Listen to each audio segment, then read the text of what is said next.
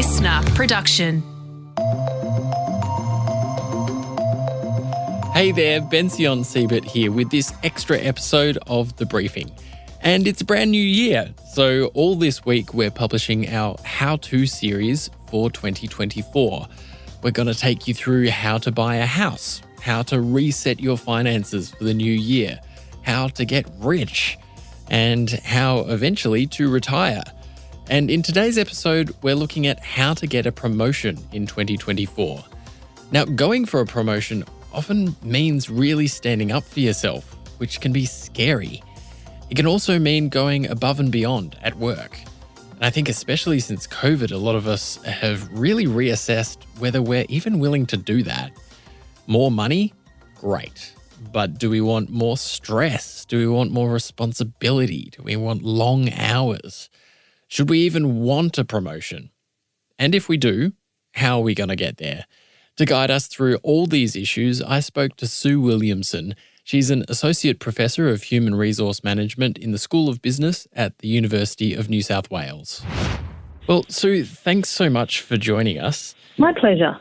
Before we talk about how to get a promotion, I really want to discuss whether this is something people actually want or should want to do. Because since COVID, especially among millennials and younger people, I think we've had a real reassessment of what we want out of work and what we're willing to give it. And I think it's really captured by this content that's going around on social media at the moment. I wonder if we can have a listen to this video from TikTok creator Sarah's Threads. Let's do that. So we are promoting you. Would you say that the salary pay is worth the extra work, long hours, and stress? No, right? Susan, you should step down. It's so nice over here. Come work with us. I mean, we make pretty much the same, except I have way less responsibilities than work. So anyways, think on that. Okay, thank you. Bye. So there's lots of content on social media in this kind of vein. So should we want a promotion or is it a trap? Yes, a promotion is a two-edged sword, isn't it? And I think that the TikTok video that we just listened to highlights that really clearly. We know that there has been a massive change in the way we work since the pandemic lockdowns. Many more of us continuing to work from home. And as you say, people have reassessed what they want out of life and what they want out of a job. And we can see that with people moving to regional areas, to tree changes and sea changes. Not just millennials, but everybody is reassessing what they want out of work. And we've also seen, I guess, the Great Resignation in the US. We've seen the quiet quitting thing, which was a big thing last year.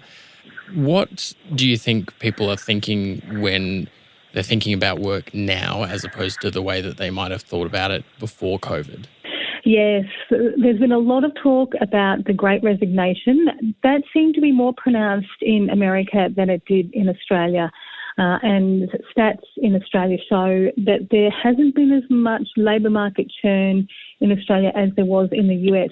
But it does indicate that people are thinking about what they want out of life. And we know, for example, that there is the whole movement around quiet quitting where people will go to work, but they just won't do the extra that they would have done pre-COVID.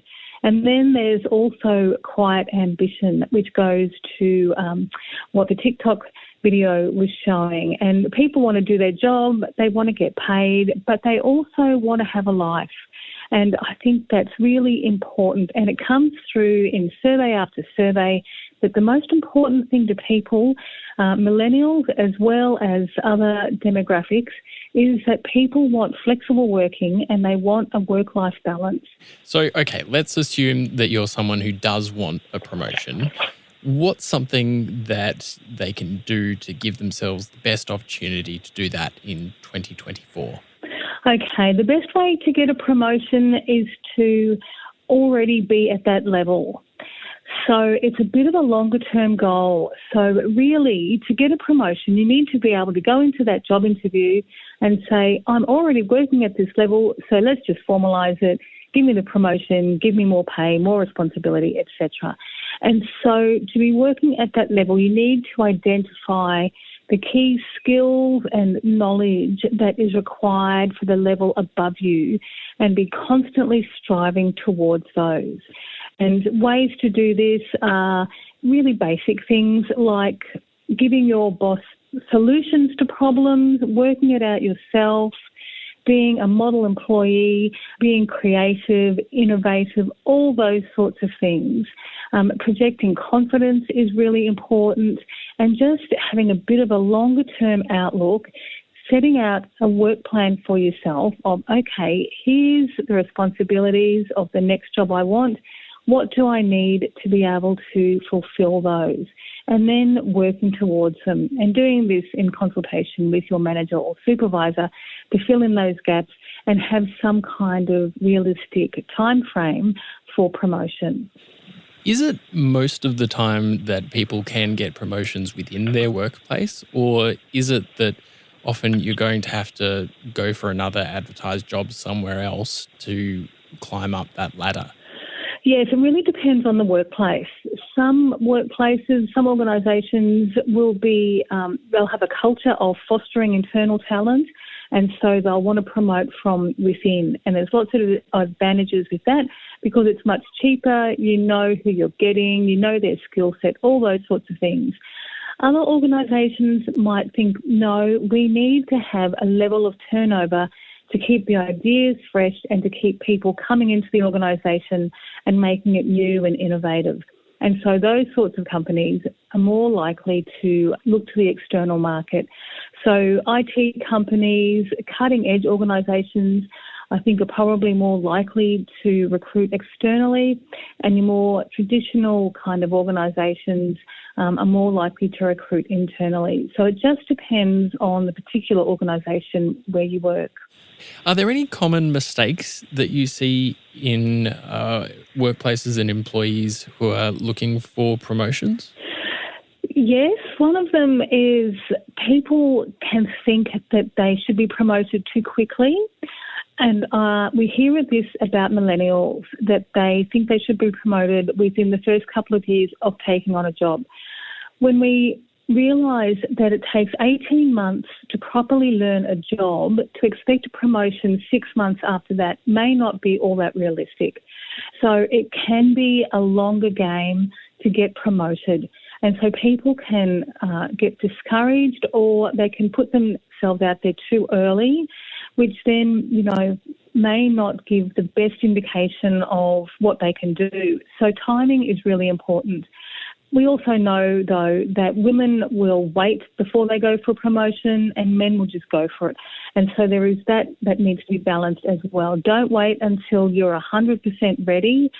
Go for it earlier than that, but at the same time, don't go for a promotion when you don't meet most of the criteria. So that's one of the big ones.